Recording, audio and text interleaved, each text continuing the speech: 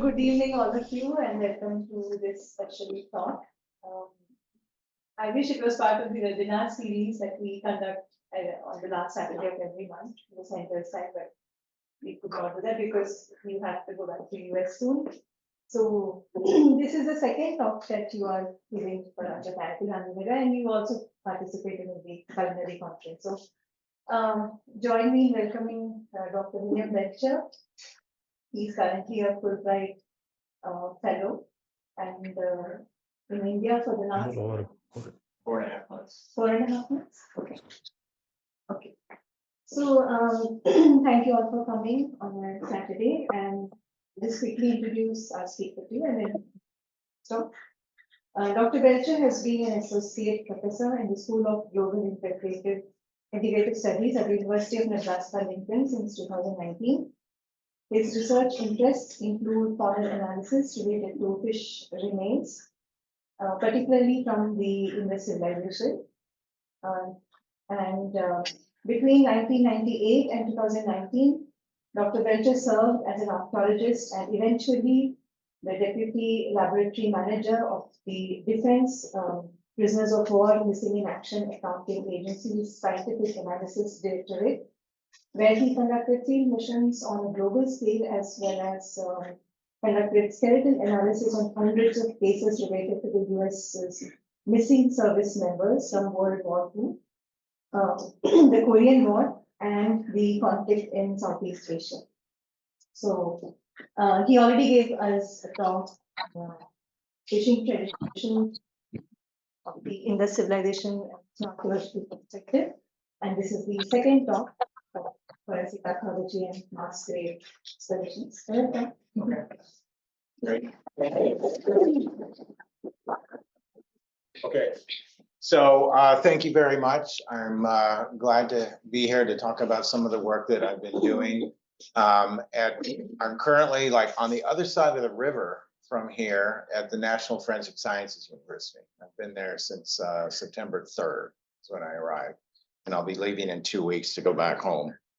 And then the day after I arrive, I'm teaching class again. So not good on my part. I didn't plan that very well. So, but today I want to talk about, well, we came up with the title of talking about recovery to identification and just give some hints on how to excavate mass graves, and then also do a case study that I worked on in the late 90s, early 2000s from associated with World War II. Okay, so this is the current main headquarters laboratory in Hawaii of the. Okay, so World War II was from 1941 to 1945, and this will be the case study that I'm talking about today. We also work with 126 individuals from the Cold War, between where the US and the former Soviet Union used other countries to fight each other. That occurred from 1947 to 1991. The Korean War, which is on the Korean Peninsula, between basically China, Korea, and the US and the Republic of Korea. 1950 to 1953, the Vietnam conflict. Basically, in my opinion, the US got dragged into this conflict by the French because they're our allies, even though that we really didn't like what the French were doing in Indochina at the time. So 1963 to 1975. And then El Dorado Canyon, which nobody ever knows anything about, but it was the bombing campaign in 1986 of Omar Gaddafi's compound in Libya. And there's one individual missing. And then the Iraq War, which supposedly 2003 to 2011, although I think that terminal date is a little bit suspect. So how many people are missing from these? So you can see that World War II has the largest number. There's 72,000 people that are still missing in action. And this is just US service personnel. We think about 26 of these are recoverable because some of these we have no idea where they are, or they were sunk in ships that are in excess of 1,000 meters below the surface. The Korean War, there's almost 7,500 that are missing. 5,000 of those are in North Korea. Southeast Asia, about 1,500. Cold War, like I said, 126. That number never seems to change. Gulf War, 5. El Dorado Canyon 1. So that is as of March of last year. So, and where are these distributed? This was always blows me away. There's 2,000 people missing from World War II in North America. So go figure. There's 626 in South America, 21,000 basically in Central Europe, Western Europe, the Middle East. But for the bulk of it in Asia, which includes the Pacific, is 40,000 individuals. Yeah. So the 50 Southeast Asia, that's people outside of Vietnam too. Is that related to the Vietnam conflict or? This is Vietnam. Just Vietnam. Yeah. Okay. So it goes World War II, the Korean War, Vietnam, Cold War, Gulf War, and then Libya. Okay. So same things I talked about, but the bulk of them are here. But I'm not going to talk about here for this aspect, but there are about 306 US service personnel missing in northeastern India. And this is one of the projects that I'm working on is I gotta remember not to step on this cord. I think that's, or maybe I bumped into this. Anyway, so one of the things that we're doing is we're offering a professional diploma in forensic archaeology that lasts 6 months of training. And it's supposed to culminate in a project that we'll do in Assam, Nagaland, Meghalaya, or in Arunachal Pradesh. But the US Embassy didn't get the permissions in line because they did it very, very late. So we weren't able to do that this time, but we're projecting to do this and postponing the work in Assam until next year. But that's something that we're doing, focusing in on here. That's one of my projects. So one of the things that I wanted to talk about is dealing with mass graves. And so Dr. Sharada had suggested that I talk about basically some aspects in archaeology about how do we excavate a mass grave. So we'll just get some initial definitions. So this is a sketch map of one of the graves that I'll talk about, but the burials of graves are usually with more than 2 individuals, okay? It can range up to tens or hundreds of individuals. I've excavated a grave in Iraq that had over 400 individuals that were deposited in there through execution. It's a very confusing mass and complex of bodies, body parts, material evidence, and sediment. So it's very confusing. These are the most complex kind of archaeological sites that I've ever excavated. So mass graves can represent a single event or a series of events in a single burial feature. So I'll talk about this a little bit later, but all of you are familiar with looking at deposits, things that get dumped on a site. We usually think of that as sediment or dirt. But we need to start thinking about, when you're talking about mass graves, you have to think of the bodies as a sediment particle. It's a deposit. And so we can understand that to reconstruct the sequence of events that happened.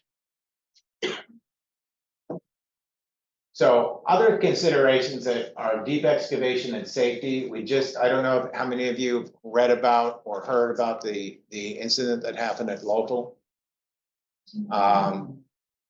That's one of the things that I am so afraid of when we're working on these. And then when we were working in Assam on a deep excavation, we went over 5 meters below the surface, is collapse. And so when you're doing these kind of excavations, we had to stare it back so that you wouldn't have a complete dumping of 5 meters of sediment on top of you. So, so we had a much larger area to get down to where we were excavating. So you have to be conscious of that, the danger of collapse. How are you going to record the accuracy in dealing with where the materials are coming from? And then the retention of the datum point. So those of you that are archaeologists understand the importance of the datum point. It's a reference point for mapping and recording the location of anything. But this is much easier now. Back in the old days, we had GIS or GPS. We started using those. But now we have RTKs and GNSS systems, base station and rover units. And I just got a set of that material for the NFSU to use for mapping, where we don't even have to take out a total station anymore. It's sub-centimeter accuracy based on satellite imagery, but you have a base station and you have a rover that you take around and measure everything from. It's fantastic. I love those things. But it's much easier to do that now. So I think primarily there's two different methods that we usually talk about in excavating mass grave is pedestaling and then stratigraphic excavation. So in dealing with pedestaling, the advantages are it's easier access to the bodies. It produces a powerful photographic image that we can use for prosecution or at least understanding the deposition of the site. This limits the time that we're standing on the bodies during the excavation. And then it assists in water drainage problems. So the disadvantages are that because we're excavating around where the pit was, the grave shaft, we're going to lose these machine, tool, or other evidence marks based on the walls. So we may lose those. And that's like, okay, how was the hole dug? Was it dug with a shovel? Was it dug with a backhoe, an excavation machine? Can we correlate those marks that we see in the ground back to a specific shovel or type of shovel that we can say maybe the perpetrator has the same type of or same size shovel in their possession still? We can use that to link that person to the crime. Trenching also, because we're trenching around it to pedestal everything, it expands the actual physical size of the excavation, which is labor intensive, and it's also dealing with money and time. So, and then with the walls removed, the body mass can actually slump.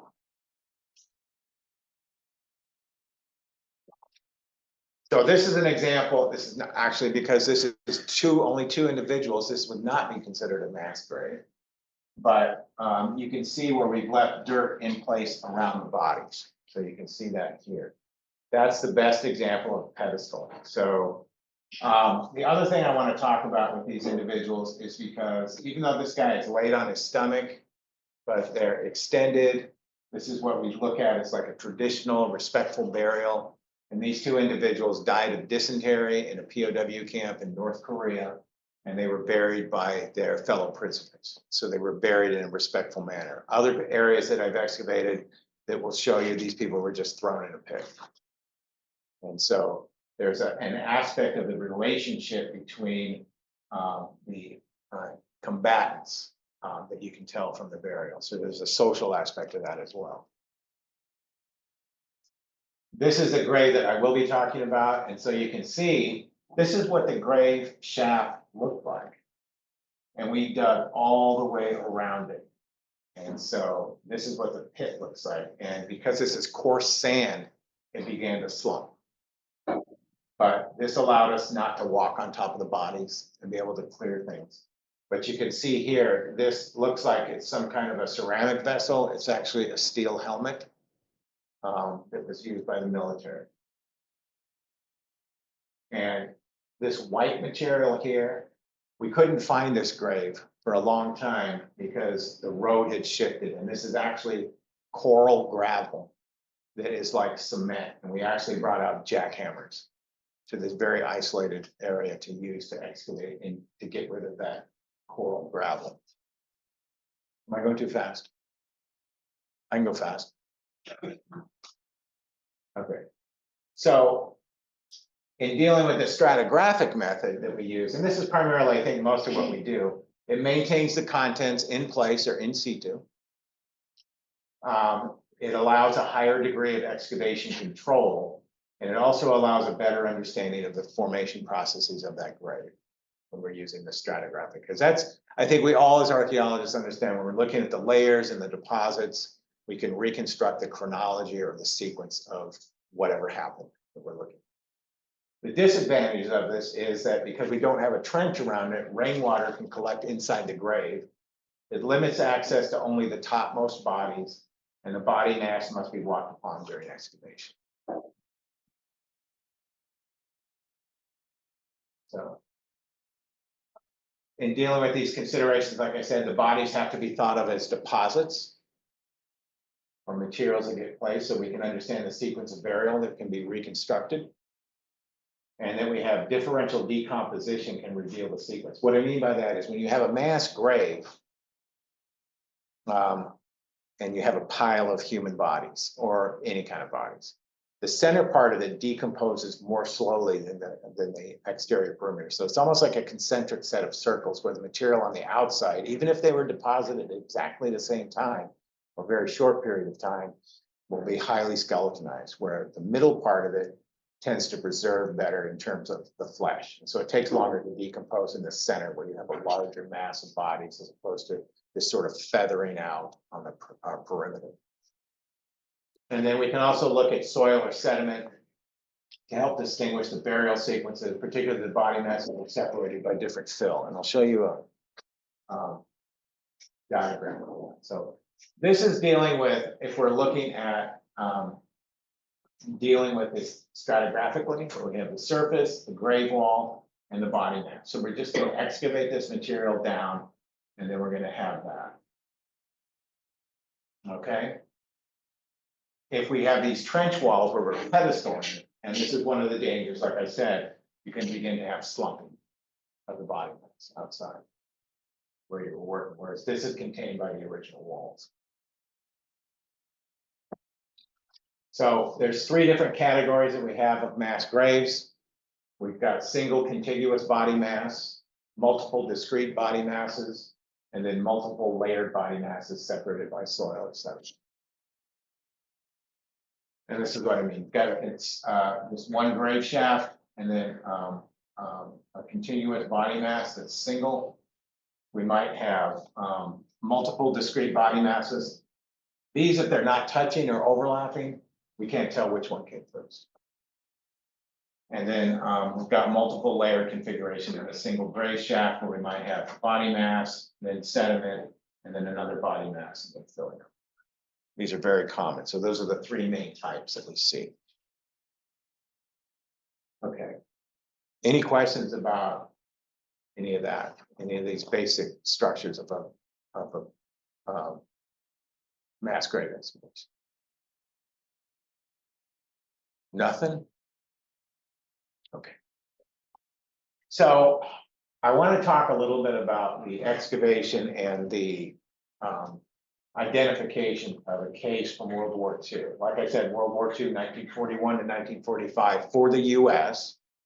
For Poland, it was a lot longer than that. So this is a battle that took place between a very small group of elite US Marines. And they went in to attack a small Japanese seaplane base on an island called Utari-Tari, but it's also called Macon Island, which is a misnomer because that's not the actual name of the island.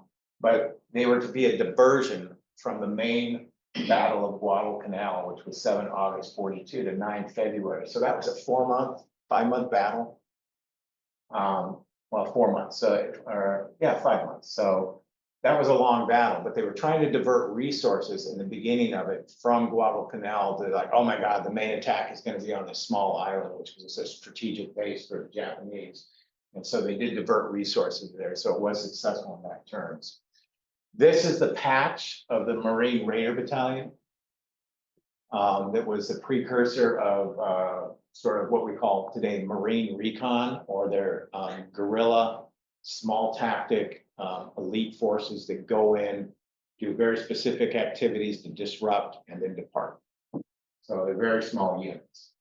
So this is the patch of that unit. And this is something that if you all could sort of think about that red patch and something that you could incorporate into your life as students and colleagues, this means gung ho in Chinese. The originator of the Marine Raider Battalion, and I'll show a photograph of him, Colonel Evans Carlson, worked with the Chinese guerrillas in World War I, again, against the Japanese, but, and the British. But gung ho, I mean, when I hear that, initially, when I went in and looked at this, before I started working for the military, there's a movie with Michael Keaton in it, and it means like you're really enthusiastic, but it actually means gung ho means teamwork or work together. And I think that's a much better thing than being focused and driven and things like that. But and this is something that you all can take as part of your academic career, is you're a team and work together. You know, it's just like, I think, the Prime Minister, Modi had said, the only person you should be competing with is yourself. And so, so you should all think of yourself as a team with a goal in mind of your own personal goals. Anyway, I'll get off my soapbox.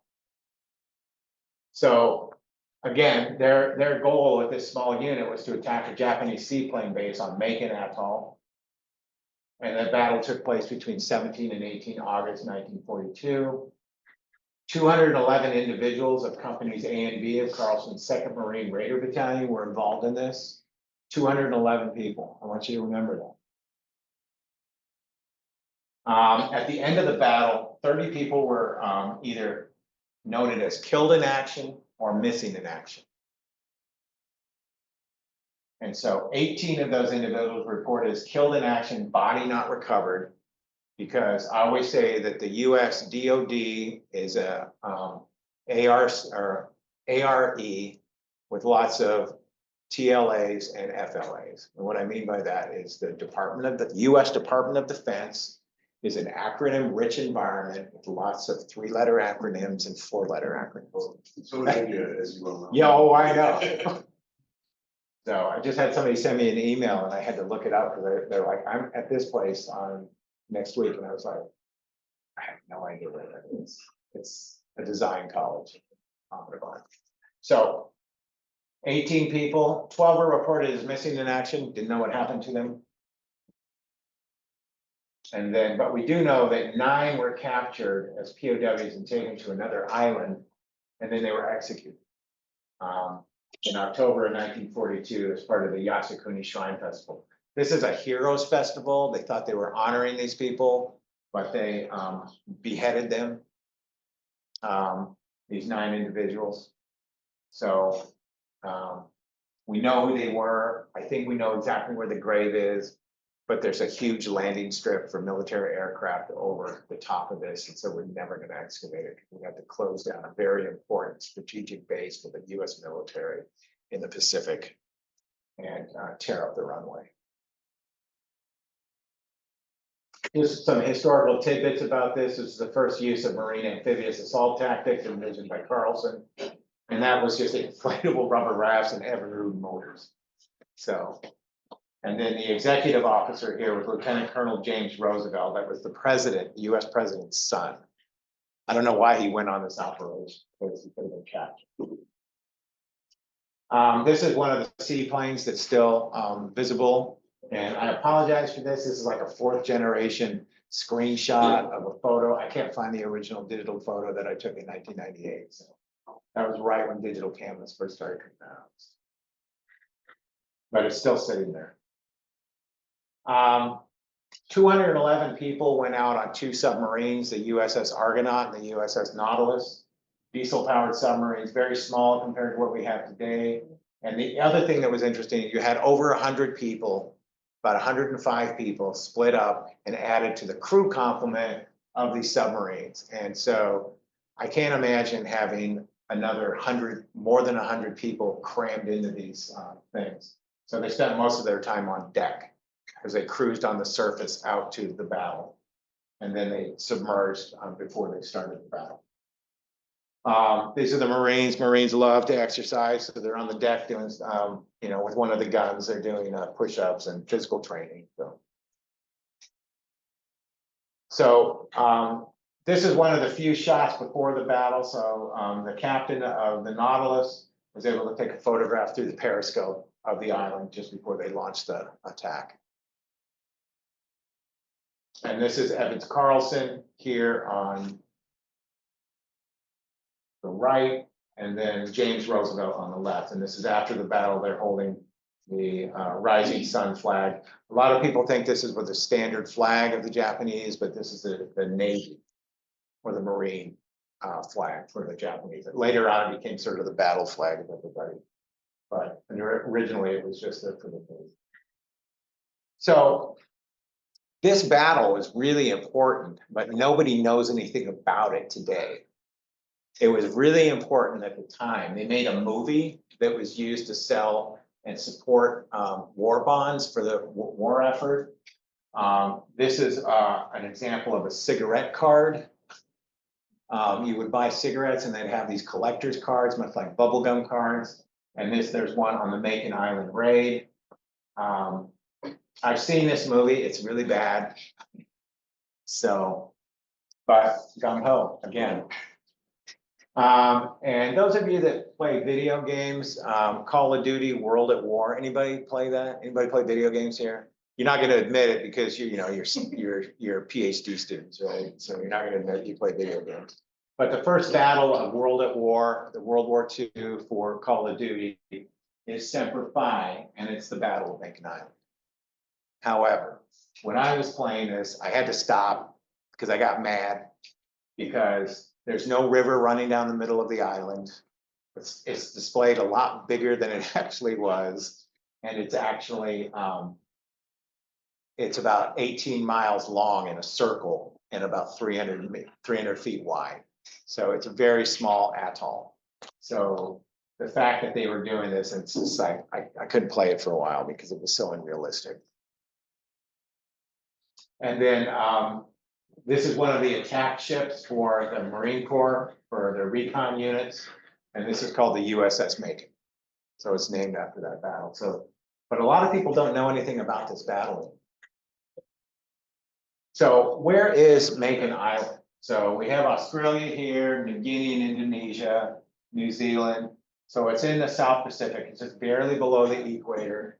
And it's in a place called Kiribati. The TI is pronounced as a S sound for some reason.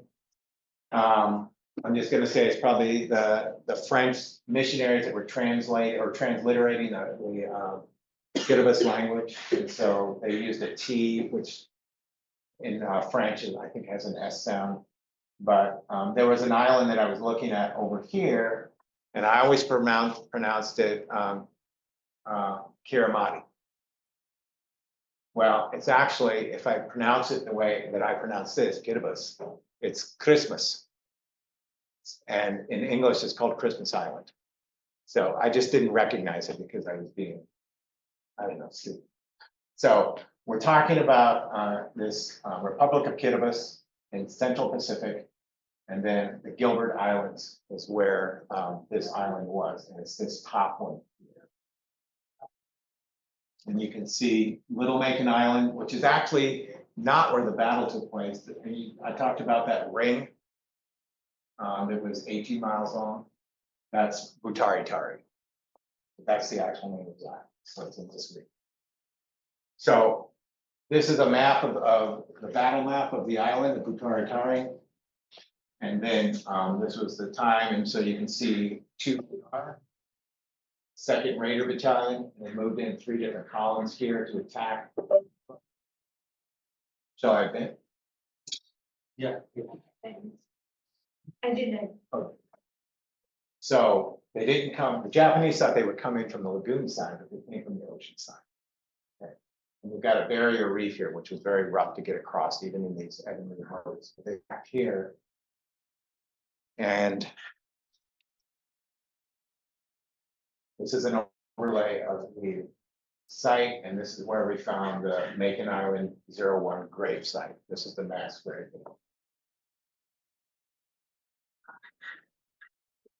We did 2 excavations on here, spread over about 6 months. This is the excavation that I did for 11 days. We excavated in May of 1999. Each one of these is about 1 by 2 meters, except for the large one.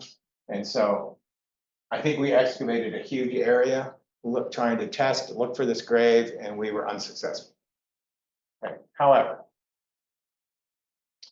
Mr. Barry Mua was one of our primary witnesses. He's the only guy that was left over from the burial party. After the battle was over, the Japanese officers had Mr. Barry Mua and several of the young boys in the village gather the bodies of the Marines and bury them. He's the only one left living. And so we've been out there once to interview him, once to do the excavation. We were unsuccessful. He couldn't remember where it was. So there was a typhoon that came in in Vietnam, and so we had to cancel all of our missions, and we took a team that was going to go to Vietnam and we sent them back here. Because we had the opportunity to do that. Well, Mr. Barrymore had 6 months to think about it. And so when the team hit the ground and they found him, he was able to point. And he was within 2 meters of where that grave was. 2 meters. So he knew where it was, because he had been probably walking up and down the road for the last 6 months thinking about it. Because like I said, that road had shifted after the war. And so he was using the current road, instead of the old road. And so he finally was able to say, okay, they're here. And so he was instrumental in doing this. And I talk about this is because we're going to be talking about different kinds of evidence. This is testimonial evidence. And then we've got physical evidence, which are the artifacts and the archaeology. And then we've got biological evidence, which is the skeletal material and the DNA. So again, this is the excavation going on.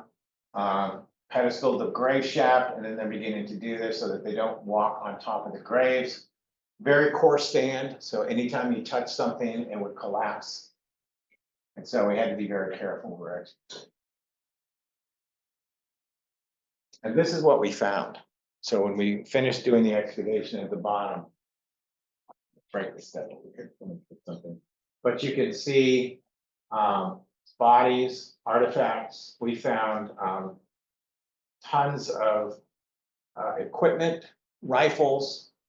The most disconcerting thing is we found 54 Mark V grenades that were still alive. And they were corroded. And those are the grenades that you see in the old movies that they always call them a pineapple. Because those little segments are made to blow out and create shrapnel for maximum dismemberment. And so we were a little worried about that, but we had other things like this is a field telephone or a walkie-talkie and other things. I'll show some pictures of some of the artifacts, but you can see there, these guys were buried in a very haphazard manner because they were buried not by the enemy combatants, the islanders. They weren't laying them out in a respectful area. They dug a hole and they just threw the bodies. But we also had all of their equipment. People always ask, why did they not take their ammunition or their rifles? Well, the Japanese rifles used a different kind of ammunition than the Americans. So this is what we did as a sketch map of the burials. So we've got this one individual, burial 16, thrown on top. He was the last person buried. Other burials are underneath these individuals. But I want you to remember this burial 20, sort of hanging out there by himself. So we'll come back to that in a minute, but I want you to remember that individual. And then this is I try to put this in the same orientation of the grave itself. So you can see this. Once we got down and cleared the sand, we were able to have a really nice defined area. And people always ask, what are those plastic bags? Plastic bags are basically over the hands and feet because those are the small bones that always get lost, particularly in this area because it was very coarse sand, coral sand, and things would ship. And so we wanted to maintain the hands and feet. We were mostly successful in that. Example, we've got a skull with a steel helmet. One of the skulls was fused into one of the steel helmets. And then we'll come back to this individual actually later. And then that photo again, but also we found their identification tags. Some of them were associated with bodies, some of them shifted around. We consider this a circumstantial ID. So we're not going to try to use this as a primary way of identifying the individuals. And then this is a pocket knife. And then this was that walkie-talkie or that field telephone. If you ever watch any old World War II movies, you'll see them using those big telephones. This was the original lab that we had in Building 45 on Hickam Air Force Base. This was before we had that other facility built for about $154 million, state of the art. But we shut down the lab, and this is the only case we worked on. Usually we would have multiple conflicts and multiple cases working on, so, but at that time, we had it very limited. We only had 20 to 25 tables, and each table is supposed to be a case or a skeleton. Whereas now we have two buildings in Hawaii, and that can house up to 400 skeletal sets. And then we have another laboratory in Omaha, Nebraska that has another capability of another 200. And so we have a lot more space and a lot more people that we've hired to work on this. Because when I first joined here in 1998, there were 12 of us. So, and by the time I left, I was managing 120 anthropologists. So tenfold.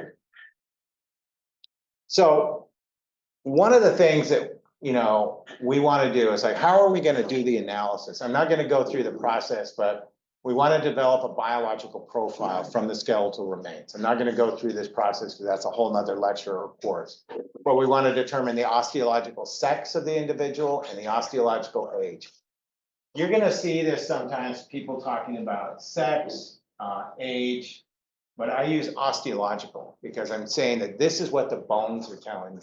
It's not going to tell me what their gender was, what their preferred orientation was, or any of that. I'm just talking about what are the characteristics of the bone, which is why I want to be respectful of the individual because I don't know what their background was. So I always use the term osteological sex. And osteological age is sometimes we have standards that are telling us this person's 47 years old, but they're actually in their late 20s. So the osteological age differs from the chronological or calendric age. And I had a guy that we were working on a case from this hiker that died in South Dakota, north of Nebraska. And he aged in his late 40s, but he was actually 32 years old. It's because he had massive arthritis in his lower back and his knees. And so the program that I use called transitional analysis for aging, multiple factors, aged much older than he actually was. And so I refer to that as osteological age. Stature, how tall that person was. We don't use the term race anymore. We use population affinity because that is an evolutionary concept. And it also deals more with isolated populations and geography. And then documentation of the trauma and pathologies. And then any individuating features such as the frontal sinuses and things like that, which are particular for identifying. So the other process that we use is this is a big component of what I'll be talking about. I'm sorry, I'm standing in front of the screen. So we have post-mortem charting. We'll take the remains after death, post-mortem, and then we'll compare that to the ante-mortem charting if we can find it. So this is that one individual that was in that steel helmet. So you'd think that that was pretty easy to identify. So we've got a gold crown, some gold restorations, silver amalgam restorations, but we also have these spaces here which represent extractions.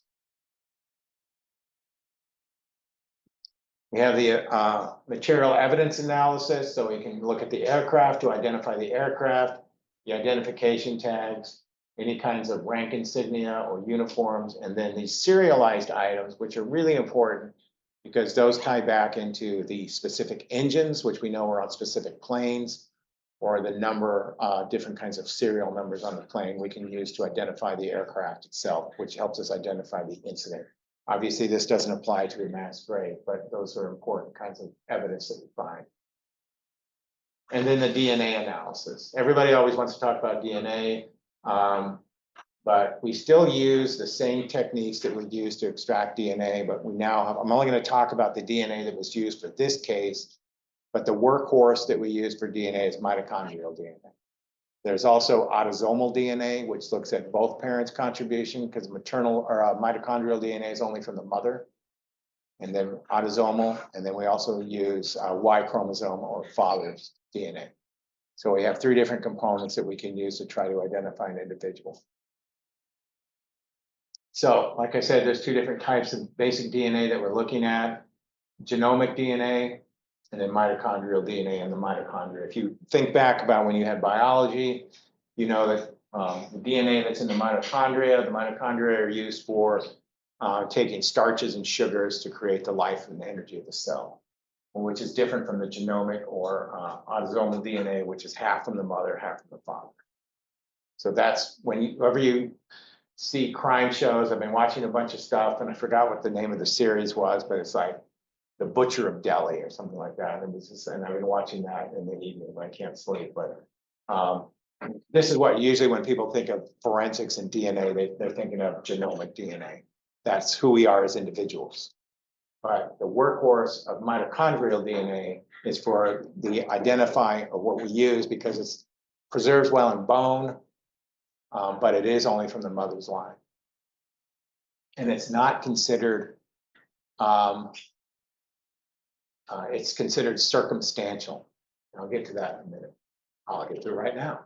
So if we have our casualty is this red square, male, in the center here, and we want to find a match or a family reference sample for mitochondria, we have to find a maternal relative. So we can go to his mother if she's still alive, or we can go to his siblings because they're going to inherit their maternal mitochondria from the mother. Okay. However, we can't go to his children because they're inheriting the mitochondrial DNA from the mother. Okay. Or his brother. But we can go to his sisters.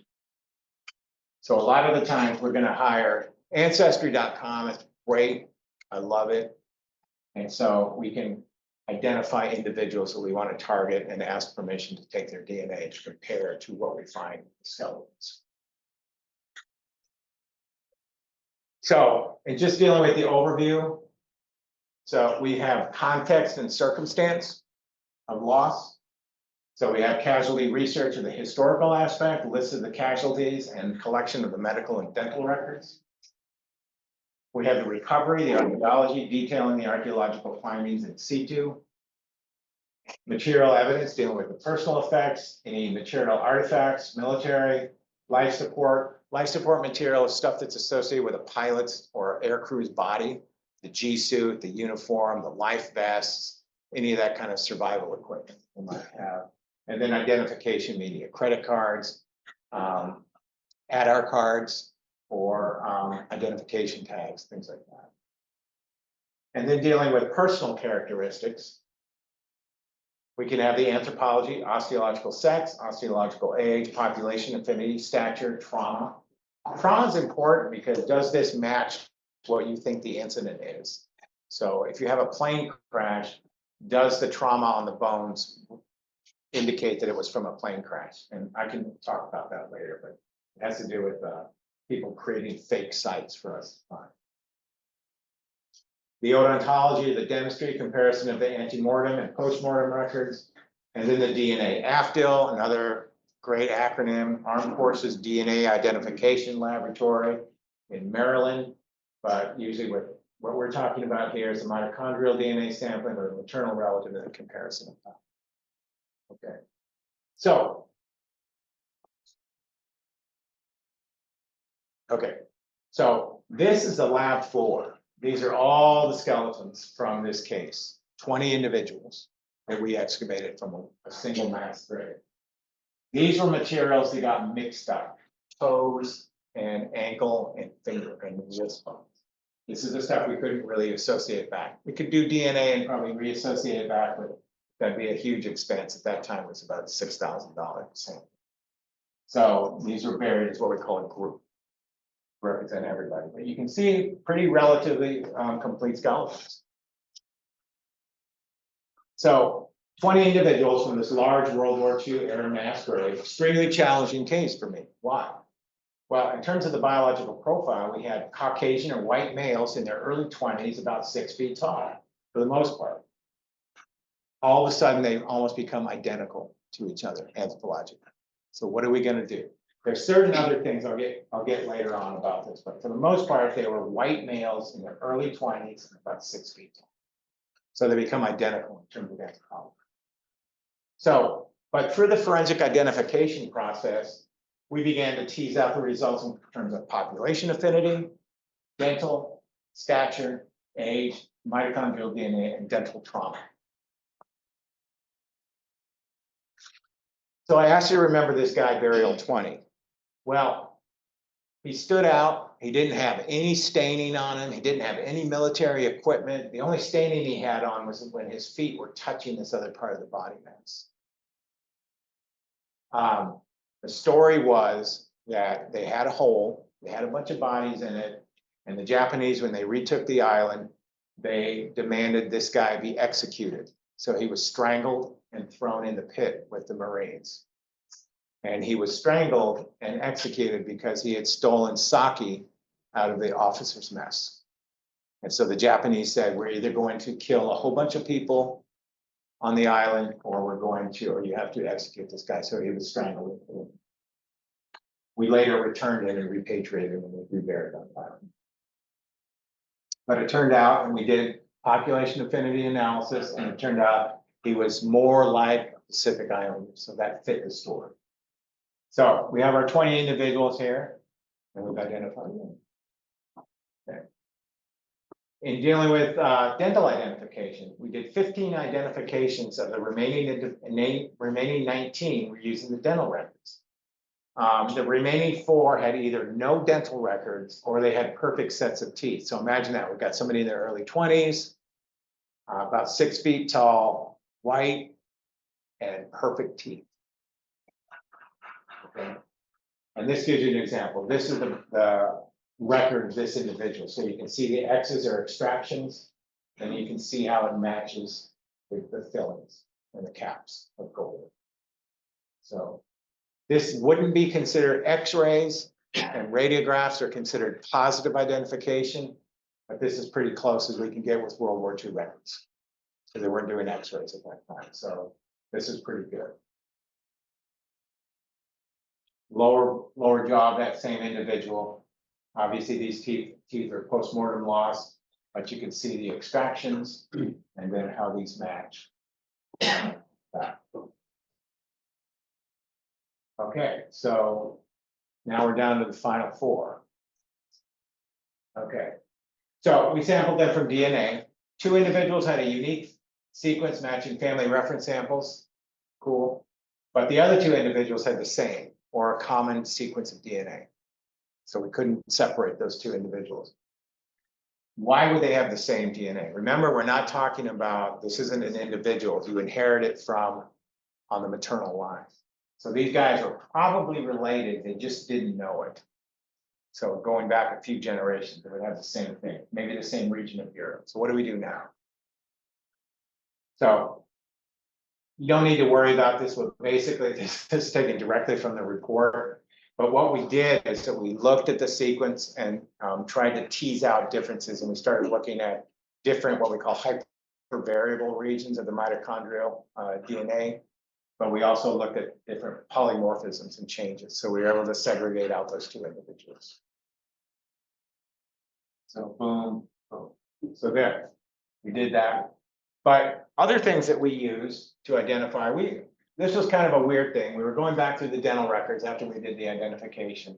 And we noticed this guy who had already identified, and his dog tags matched, his identification tags matched. But we thought this was a post-mortem loss of the tooth during excavation or something that fell out. But these are really complex roots, so they tend not to fall out of the back of the teeth. Ones we usually use are the single roots in the front.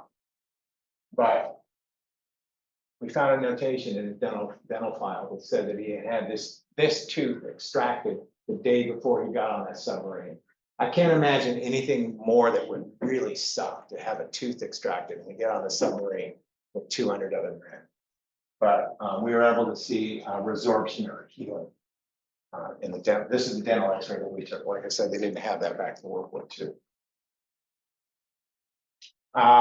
This looked better with this photograph. These are the photographs of the Marine Raiders before they were training on Oahu at Camp Catlin.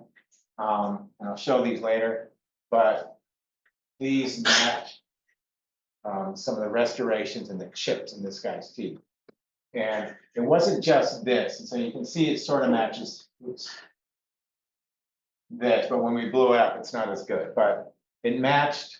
And it was the same guy, and we just thought it was interesting, so we put it in the report, but he also had several healed fractures in his hands. Because he had those chips in his teeth and fractures in his hands because he was fighting. He got in a lot of bar fights. That was all in the personnel files. Another individual we had that was a little bit older, is 25 to 35 years old, and he had wear on the occlusal surface here, and that's called pipe stem wear. So it's from chewing on a pipe as a habit. In colonial periods, they had kaolin pipes, particularly with England and the US, and it'll almost be an entire circle because they're chewing on that. But we also found a pipe with this individual. It was on his waist, and usually these guys that smoke a pipe would tuck it between their belt and their pants. And that's where we found it, right on his hip. And this individual, burial 16, he was well over 2 meters tall. So he was about 6'5", 6'7". And so we were able to identify him, or we were able to identify him through his dental, but he was the tallest individual. He was the last person thrown on the back on there. And you can see where it's just basically thrown on top of his body. In December of 2000, these individuals were buried. 16 of them were buried in Arlington National Cemetery. And then remember, there's 19 that were Marines, and then 3 were buried in their hometown cemeteries. And then we had the one individual that was returned to Batari Tari. So in summary, we've got the Forensic Field Association, the Forensic Anthropology, and Odontology were used as the primary methods of identification. We also use mitochondrial DNA, and then other methods with osteological age, stature, tooth wear, trauma, and extraction. So we identified 19 US Marines and then 1 Batari Tari Islander. We do know that 9 were captured and executed on Kwajalein Island. And then 2 of the remaining US Marines are unaccounted for, but the story is that they were coming in and their boat capsized and they probably drowned, so we'll never recover those bodies. I just want to show some of these photographs of these guys. This is when they were training. This guy was really interesting. I didn't know what his photograph was, but he had a nasal sill or spine that was about that long. And I was like, wow, I've never seen anything that long before. And then when I saw the photograph and saw he had a very large nose, and so you have to have this bony structure to support that massive cartilage. And then these 2 guys, and all these guys, this guy and this guy were killed. Both of these guys were killed. And this is the 6'5" Marine, Clyde Thomason, and he received the Medal of Honor from the US Congress for his actions in saving some people on the island. And this is our pipe smoker. You can see he's a little older than those individuals. He was an officer and he was actually the translator. So he grew up in Japan in the 20s. His parents were doctor missionaries. And so he spoke Japanese fluently because he grew up in Japan. And this is when they got back. They had radio silence, and they didn't even know some of the people were missing until they got back to Oahu. So in terms of acknowledgements, I want to thank the military team members and the operations of the U.S. Army Central ID Lab. This is the precursor of BPAA. Civilian scientific staff of the Central ID Lab, the families and fellow Marine, what they call battle buddies that I interviewed. And then my support with Dr. Vyas and Janari and Garvey Johnny for their support and assistance during my Fulbright here at the NFSU. And then invitation to speak by Dr. Sharad. Any questions?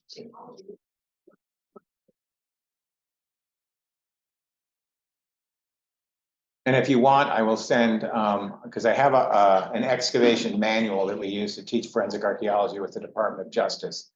I will provide that for you, but please don't publish it with your own name on it. I'll get kind of irritated. Yeah. Thank you, Bill. That was a fascinating lecture, and I'm curious, like, maybe on the last slide where you said families and the battle buddies. I'm curious, like, how all this work that you've done resonates with families when you go to them and tell them we've identified your family member, or like maybe if there's a survivor, maybe, of the battle themselves, and so learning about their friend and. Do you get to go to the families and actually talk to them? And, Most of the time I do. But for this one, I went to the ceremony at, and they had a reunion of the Marine Raider Association. And so I met all the people that knew them. And so I was able to talk to them. And they were just, I mean, they're very grateful, very thankful of the work that we're doing, that the US government is still. But they, it was interesting to do that. It's heartwarming, heartfelt, and heartbreaking. One of the nieces who was younger than me at the time, so this is like 25 years ago, so 40s. And so I talked to niece in their mid-20s, one of the grandnieces of the individual, and she was saying that she read all the letters the family had saved from her great uncle, and she wanted to, she wished that she could have met him. Well, in a sense, you have. You spent a lot of time understanding, feeling, and basically reliving his last moments of communication. And I said, I don't think that one of the things that I liked about the job is that these are stories that you may never hear. And in a way, their sacrifice and their lives can be remembered by us. And I think this, I'm working on a paper with some colleagues from Canada about developing a program like this for Canada. And we're trying to find the words about that concept of remembrance. So even though we hear about, in the US, we call it Veterans Day or Memorial Day, but in Canada and the UK, it's called Remembrance. And so we're trying to get that concept and codify it, or not codify it, but at least express that concept. So remembering who these people were as people, which is why when we found that capture photo of these guys, very candid, to me, it was very heartwarming to see them, and they were getting ready to go die. And, but I think it's just, regardless of what we feel about certain wars or things that are going on, I think we can recognize the sacrifice. And it's not just the sacrifice of the men, it's their families. Yes. I have a few logistical questions, not just in particular to this site, but say you're looking at sites in Vietnam or Iraq or Libya for that matter. These are sovereign nations. So how do you get access to the sites? We negotiate. We just don't go in and move in and say, hey, we're the US, we do that, we negotiate. So like I said, there's crash sites in the Northeast in Arunachal Pradesh, Assam, Nagaland, Meghalaya. We won't go do any of that until we have permission from the Ministry of External Affairs and Ministry of Defense.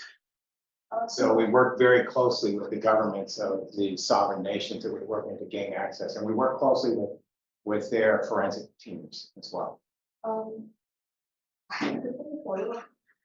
So usually when it's a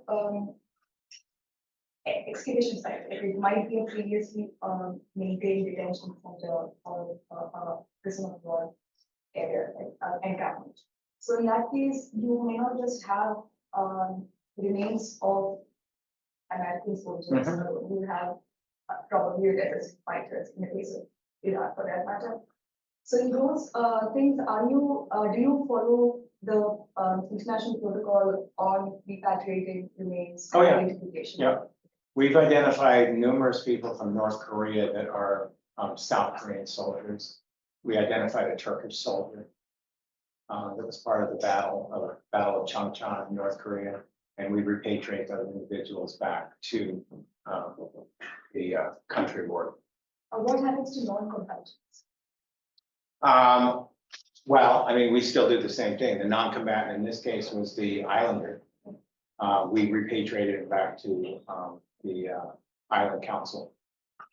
So when you work with, say for example, if it on the, proposal for Arunachal Pradesh or one of the Northeastern states works out. That's the, permission that you get from the, say, Ministry of External Affairs, or you will stop there, or, are you also consulting the councils because you are. Oh, yeah.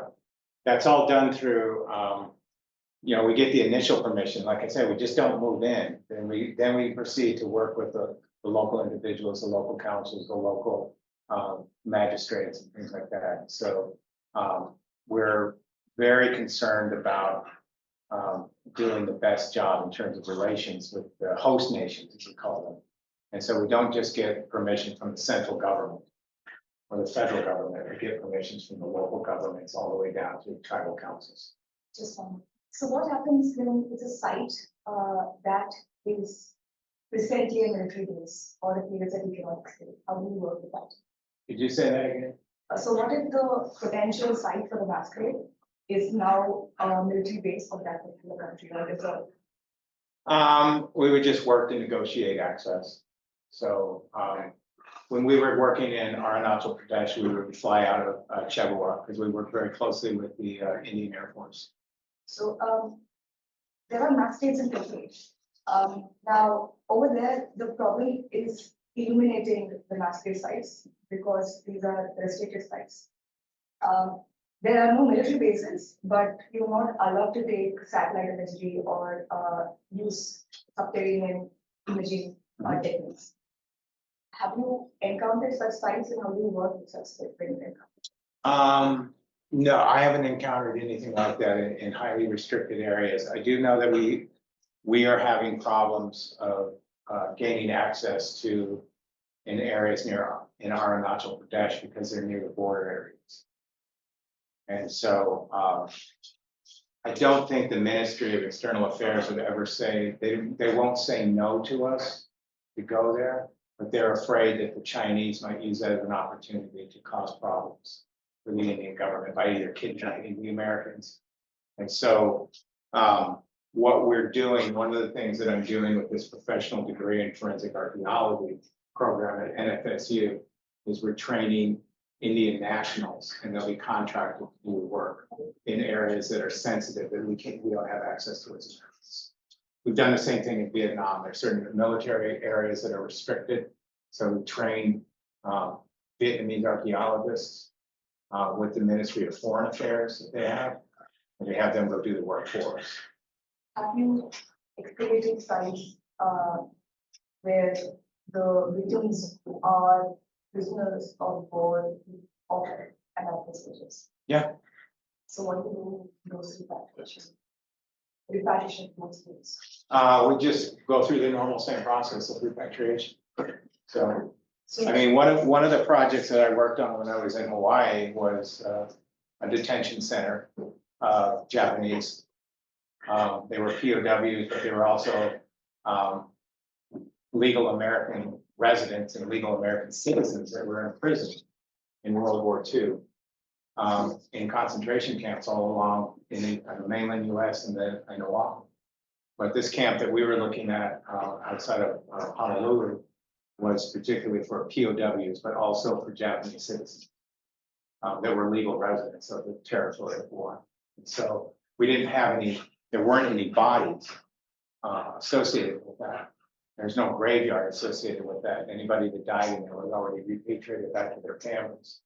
But it's an idea about something that is this, a few years ago may have been sensitive. But one of the, but now we're trying to bring that to light. So most Americans don't know about the concentration camps that we have in our own country and in Canada. The other thing that we're coming to terms with in the US is our indigenous people, our Native Americans, the children were imprisoned basically in these schools, and then they died. So, and then they were buried or lost. And so we're working on projects like that in Nebraska, all over the United States now. We're trying to do the right thing and identify and repatriate those individuals. The one camp that we're looking at, the biggest one, some friends of mine, is Camp Carlisle, the Carlisle Indian School. So we're trying to find those individuals and identify them and repatriate them. So forensic anthropology and forensic archaeology is about, the obvious one that people always talk about is crime scene investigation, providing evidence for the prosecution of crimes. But there's also repatriation and identification, and humanitarian and forensic component of all of that. In dealing with doing the right thing for the fact by families and identifying these individuals. Because one of the things that I feel really strongly about, and this is what despots around the world try to do with mass murder, is take away the identity of somebody. And it's my job to give the name back to that person and give them back their identity and dignity. Have you worked in, as a testimony, I mean, as a testifier in legal or criminal procedures against the state? Against the state? State with regard to your. No, I've always done for prosecution because of, they're usually, murder cases. I'm usually talking about how the person died, the trauma that was inflicted on them. Or the identification process. How do we know these skeletal remains of this individual? But we're coming up, I spent 2 hours talking to a friend of mine at a consult this morning. And, she's on the defense against to overturn conviction of a guy who's been in prison for 42 years. And he was wrongly accused because he was an indigenous person. So we think that he was wrongly accused because we were going over the evidence and the testimony. But I haven't been on the defense, but that's going to become more and more important because we have a thing in the US called Project Innocence.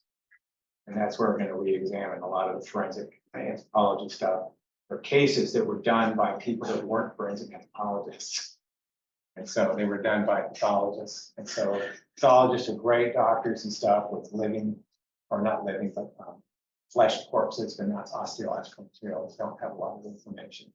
This guy that I looked at in for South Dakota, the report that I got from the pathologist was, I'll be honest, it was a piece of crap. And I looked at the skeleton again because we had to clean it because it was still flesh. So we had to clean the skeleton so I could actually look at the bones. And that's when I saw that he had knee injury, a back injury, and he just had his nose was broken right here. And that could have happened if he fell. But we don't have any evidence that he was beaten.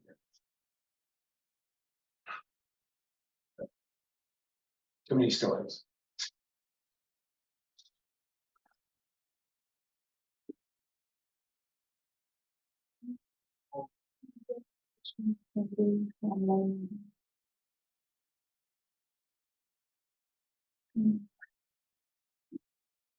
Any other question? I mean, because you're working with soldiers, there's a record that you can fall back on. What is the productive conflict? Because in South Asia, we have a lot of productive conflicts, and most of the mass graves that come up right now were maintained by the state. And so the state becomes a visitor, so you don't have access to the mass graves. Like even when we have access to the mass graves, the problem is that the remains cannot be rallied back to the survivors because say with regard to Sri Lanka, we're looking at a 26-year long war period. So there are no survivors, or the survivors have moved into the diaspora, and therefore we don't have something like an ancestry.com to fall back. Well, it's the way the only way to identify some of those individuals. We have the same problem in South America because they did a lot of work in Colombia where they have, close to 1 million people killed over about a 15-year period. And so we were trying to identify those individuals. And they were killed in different drug wars, but also with different government agencies killing the villagers. And so one of the ways to identify people is if you still have living relatives that can remember what clothing they were wearing. And that's a problem we also have in places like Bosnia. Yeah. We have to identify that using the clothes because, most people, unlike me, it's like, when I went to Fab India, I was like, I'm gonna buy everything. It's all cool. So most people only have a few sets of clothes. And so the family is going to remember what they were wearing. And so it's, that's one of the ways that we can identify people, but it's also DNA. And then create it, and that's when you have to do the foundation, you have to start building the database. Who's missing, and if it's no survivors, maybe you can just continue on. And, because we have cases that are hundreds of years old, that were soldiered, our War of 1812 against the British. We call it our second War of Independence. And then the